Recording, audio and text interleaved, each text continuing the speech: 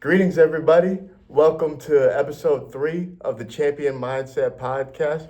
I'm your host, Don John, and I'm here with somebody who has mentored me throughout my pretty much entire middle school into high school, and we continue to have a relationship throughout my adulthood, and that is Gary Fein, you know? And the reason why I'm here today is it's the 10th anniversary of me graduating from this school, and I spent such a significant time here from when I was 10 to when I was 17 years old. And I feel like there is nobody better to talk about championing a cause and championing the next generation than Mr. Fein. So Well, it's kind of you, Jonathan. Thank you and welcome back. thank you so much. Thank you so much. So I guess the first question I'd ask to you, Mr. Fein, is that the mission statement for Kentwood is we prepare kids for life. And what inspired you to have that mission, and how do you think you are implementing it through this school? Well, Jonathan, when I was a young boy, my father instilled in me the fact that the most important thing in life is being happy.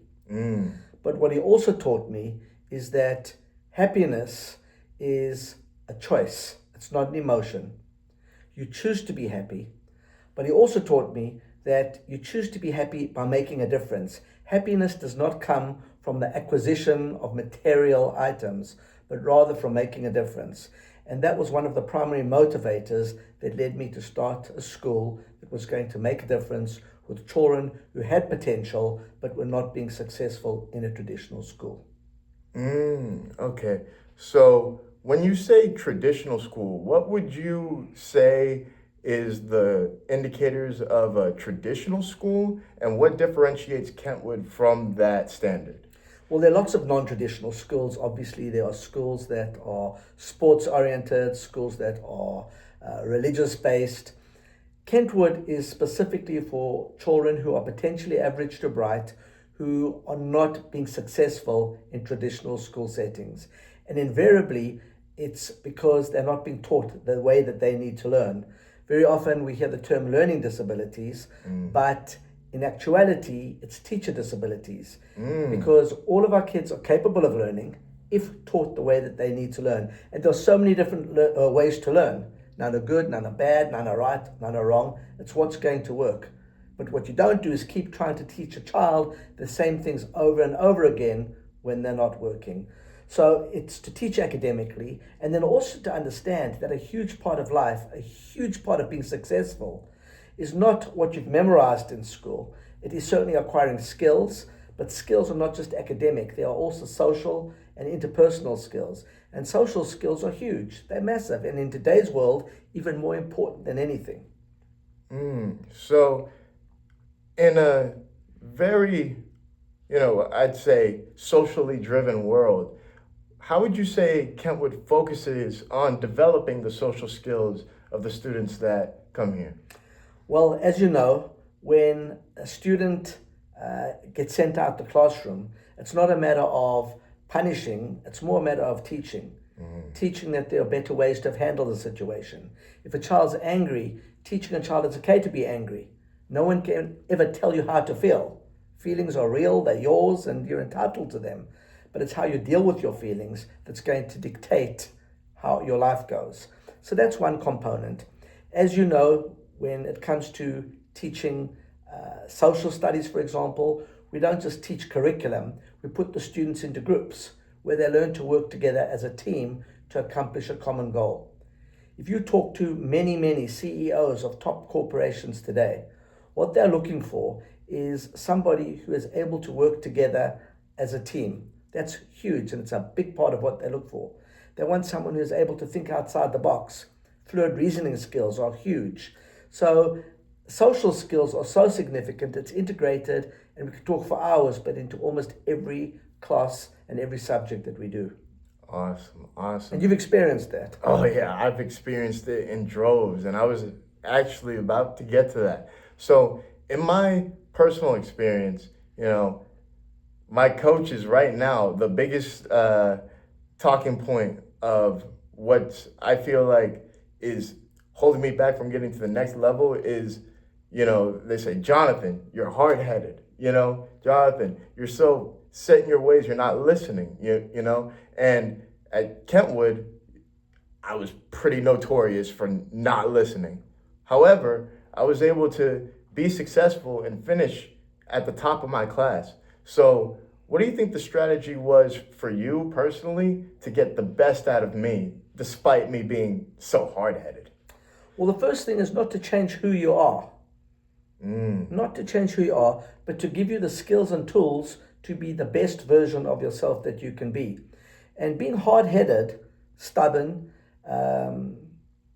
can easily be changed. The synonyms can be changed to never give up, persistent. So there's a good and a bad side to both. It's just a matter of taking that and channeling it into good when appropriate and learning when it's something that you should switch. And you did make huge progress with this. You've been very, very persistent, and you've set goals for yourself that have helped you achieve. And so it's a matter of just knowing sometimes when to be flexible, when to listen to what other people have to say, not take what they say and have to apply it, but to listen to what they say and say, does this make sense? Is this going to work for me? And then you can be hard-headed about changing in the way that they're telling you to. Yes, sir. Yes, sir.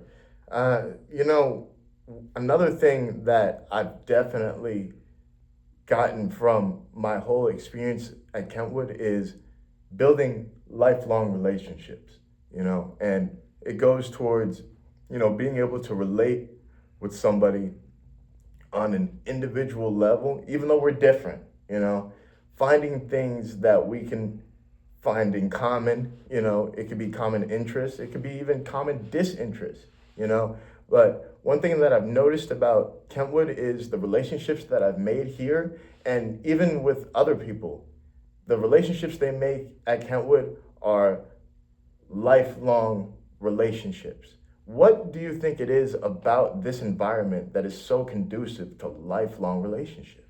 Well, the first thing is, and I will kind of just boost your ego a bit, and it should be that I at least give you credit for something.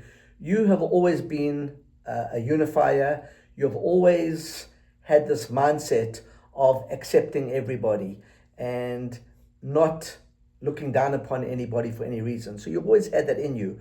But the key is to teach everybody that you can find common ground with every single person, and that you look for what you do have in common, not what you don't have in common. And that's why you've established successful friendships, because you might have one friend who's very into sports, and you engage with that friend in sports. Another friend who you just like talking about life in general, and you engage in that. So you have learned to accept people for who they are and to find that common ground. And that's, as I said, come through putting you into groups, mixing you sometimes with students who you weren't friends with or had nothing in common with, but you still had to prepare and work together for the project. And we know very often you guys were not necessarily doing work, you were talking and joking around, and maybe only 50% was work. But the surprise is, we knew that. And the idea was to let you talk 50% of the time, because you were starting to communicate with people who were different, who you may not have known much about. And so this is one of the ways that we fostered those skills. That's amazing. That's amazing. And even though this school is really focused on the social aspect of things, I was pushed in my academics, and we're pushed in a very unique way. Would you like to elaborate on the ways you individually push students? Well, first of all, the key is to find out the way you learn, and then to not focus on teaching you facts to memorize and regurgitate. The old school system was take home books, memorize, which I still can from when I was at school, name the capital of every country in the world, every river, every mountain. And when you do that, what you're really doing is just memorizing and, as I said, regurgitating a bunch of facts. Our goal was to teach you how to think for yourself and how to be able to access information and then know what to do with it. Because more and more, we're in a world where if you want to know the capitals of countries, or you want to know rivers or poets or artists, you use Siri. Siri can give you all that information. And that information is really information you've just memorized. What the world is looking for today are people who have got what we call fluid reasoning skills. And fluid reasoning skills are the abilities, or is the ability to be able to work things out, to be able to see patterns, to be able to be flexible in the way that you think and figuring out how to do things. More and more and more, this is what the world is looking for. So this is how we taught you. We taught you how to access information and then to apply it, as opposed to just researching facts. So when you did a research paper on Leonardo da Vinci, it was not the facts about Leonardo da Vinci that was important or that we were focusing on. It was, how do you find what you need and then what you do with it. So that was the mindset, and it still is the mindset today. Ah, that's amazing. That's amazing. And, you know, Kentwood has been around for how many years? It's it's the extension of a program. It's been around since 1966, but this campus, Kentwood, has been around since 1999. Awesome. What would you say has remained consistent about Kentwood from the moment of its inception until now? And how would you say that the school has evolved over time? Well, what's remained the same is love and passion for children. As you know, every single teacher here cares about children, and that's huge. If teachers do not care about children, there's no job for them here. And that's why we have students like you who developed such close relationships with your teachers. Why sometimes many kids by accident call their teacher mom or dad because of that close connection and caring about children. Teachers who, like you experienced, on their own dime would take students out on weekends in groups or do things with them so that there could be the social life outside of school as well. That commitment to children, that caring about children, and that, as you said, preparing children for life, that mindset is still there. What has changed is, as we are advancing with technology, we are still teaching the same skills, but we are using technology now to be able to build those skills, and that's made it a bit easier. That's great. That's great.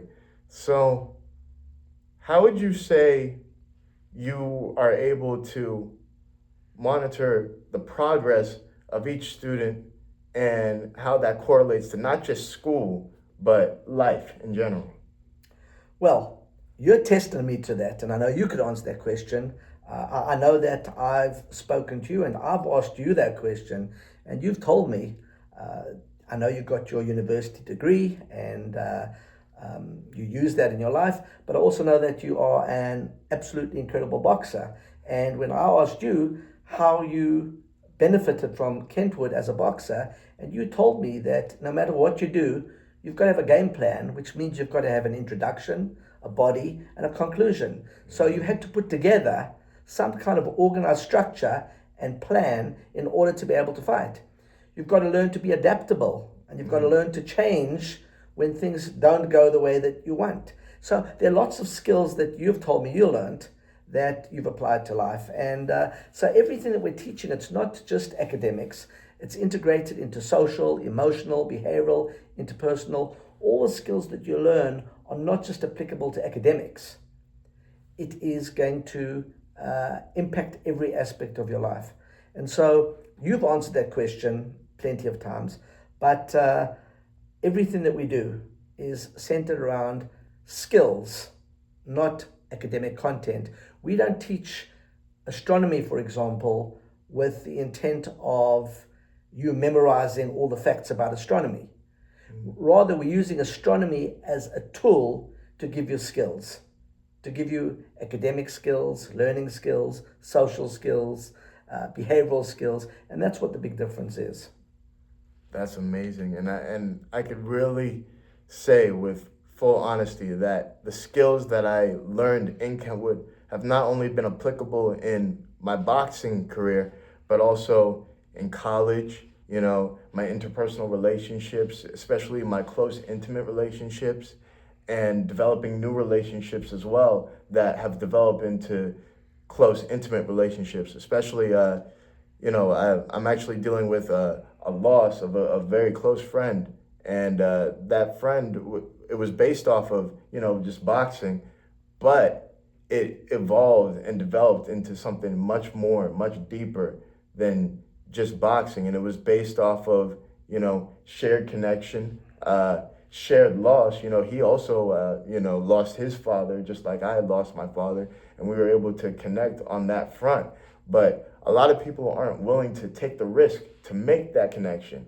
And in my years of Kentwood, I was able to express myself freely, and that has given me the skill to do so into my adulthood. And that has contributed to me having just absolutely amazing relationships. And I just wanted to personally thank you for that, for giving me that space. Well, absolutely. Thank you for that. And I want to thank you too, because it's been a privilege to work with you. It's been a privilege to teach you. And as I said, you are way more than a former student to me. As you've grown up, I've tried to be a father figure to you in many ways. And as you're getting older, you become a friend. So thank you to you as well. And the best reward or gift that you can give me is going on and being successful in life and doing what you're doing, and to continue to work hard. And I know you get there. I know you'll get there, because you've got the skills, you've got the tools, you've got the personality, and you've taken everything we've given to you, taken the raw foundations that you had, and combined them together to move in the right direction. So I'm really proud of you. That's amazing. That's amazing. One skill that you actually instilled in me very early, and you make an emphasis to make sure that every student here has that skill, is the ability to advocate for themselves when they feel like there's a wrongdoing or they just disagree with what's going on. How would you say you implement that in your program, and what is it about advocating for yourself that you find so important in instilling in children? Well, as you mentioned, advocating for yourself is huge, but very, very important is, in life, it's not necessarily the message, but it's the delivery of the message that is so important. And so you were taught, and we teach, how to express yourself when advocating for yourself, because there's an appropriate way to do it, where you are certainly more likely to get what you want, and there's an inappropriate way. And you could be just as right either way, but the one way you're going to get something positive, and the other way is going to turn out negatively. So we've done that in every respect, just teaching you how to talk properly. But one of the big classes, which you may remember, was debate class. And in debate class, you were taught to not laugh at the other person's opinion, to listen to what they had to say, to acknowledge what they said, and to answer with responses such as, "That's a good point, however," or "I see where you're coming from, but the way I'm viewing it." Things along those lines, instead of ridiculing, criticizing. And of course, for you, we had to tell you, pretend one day you have a girlfriend, and this is what you're going to do when you get into arguments, because that way you listened. You said, "All right, I want to make this work with some girl. I'm going to listen to what I'm being taught." But you've learned to generalize those skills into everything in life. That is quite the statement, Mr. Fein. And absolutely correct. Right. Absolutely correct. And not only just advocating yourself when things are not going your way, but also expressing yourself when things are positive as well. Like expressing when you're pleased with somebody, expressing when somebody's doing a great job. That's something that you encourage as well, because of the way you instilled it in us. Whenever we're doing a great job, we get positive reinforcements, like the reward system and the big system. It was based on, we get the reinforcement when it comes to knowing exactly what the behavior was that is holding us back from being our best self, but we were incentivized to do better through the reward system. So I would love for you to take a moment to elaborate on that. Well, the key in life is to succeed.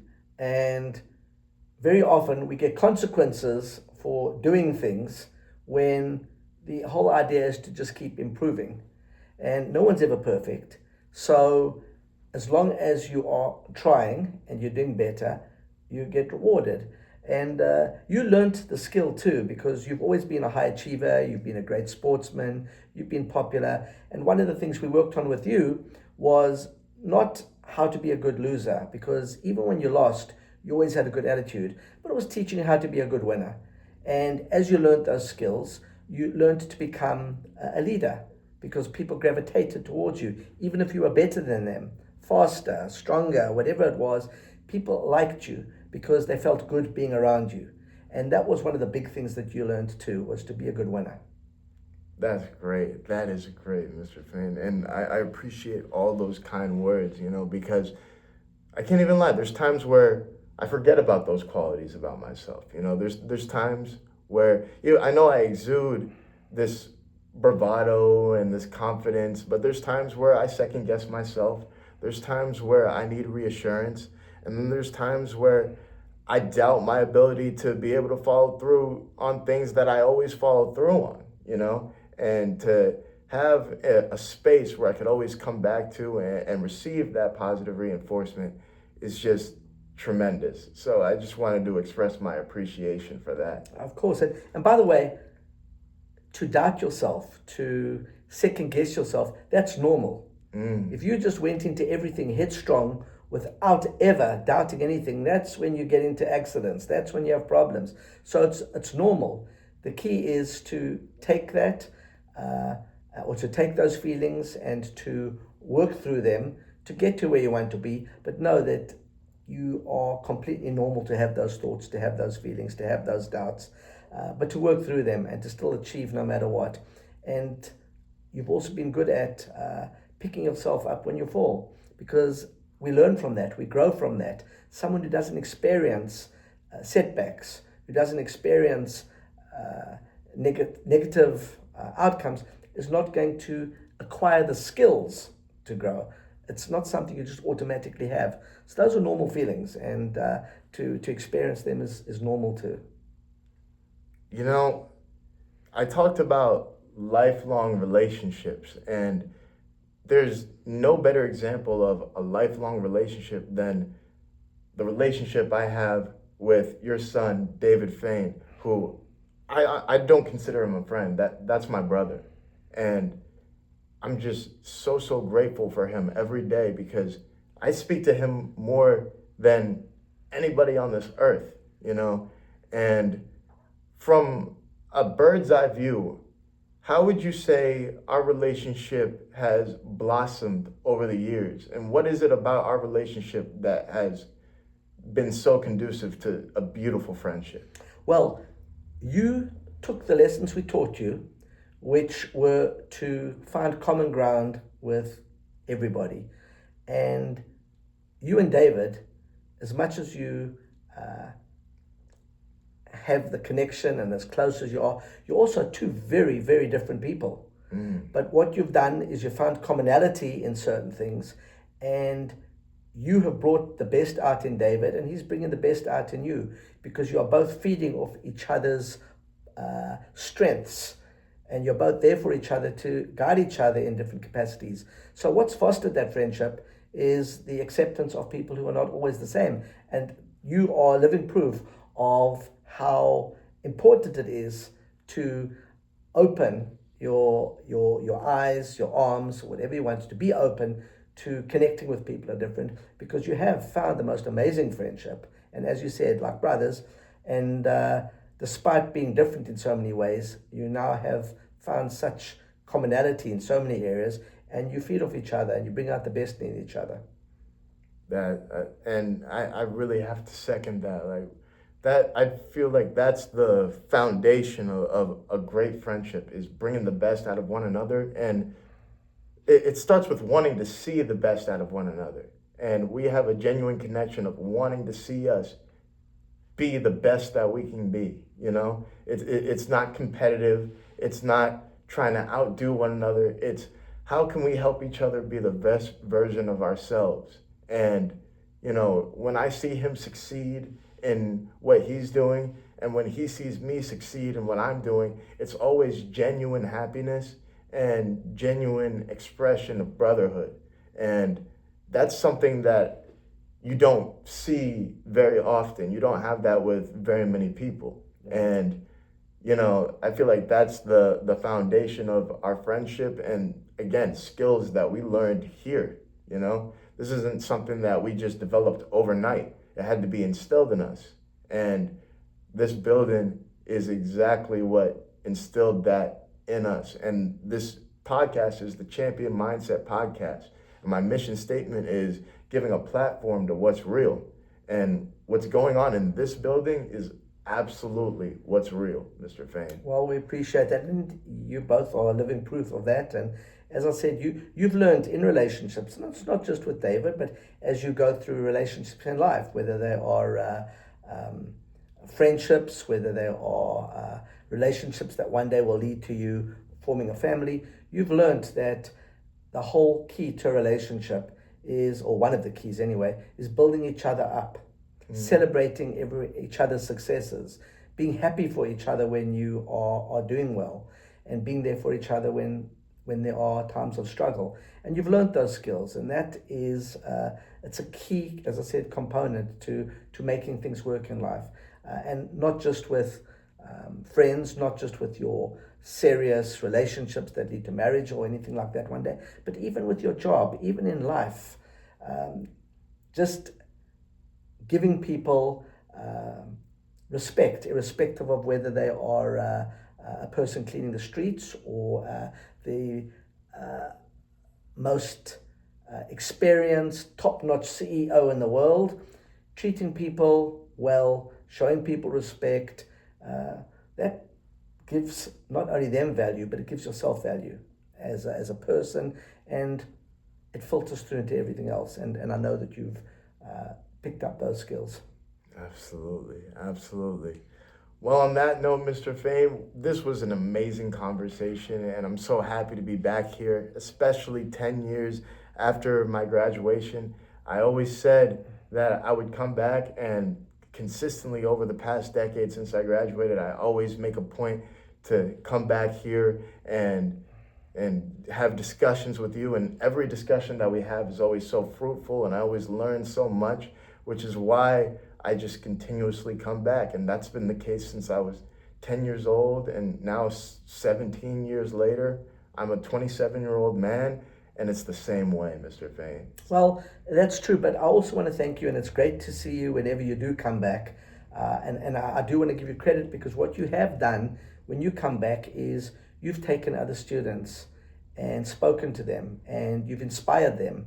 And after talking to you, they think a little bit differently, they act a little bit differently. So I want to thank you for paying back everything you've learned by coming and helping other kids. And that's what it's all about. So it's great to see you, and I know we're going to see you come back really soon too. Absolutely. It is my pleasure. It's my absolute pleasure, Mr. Fein. You can give me a hug.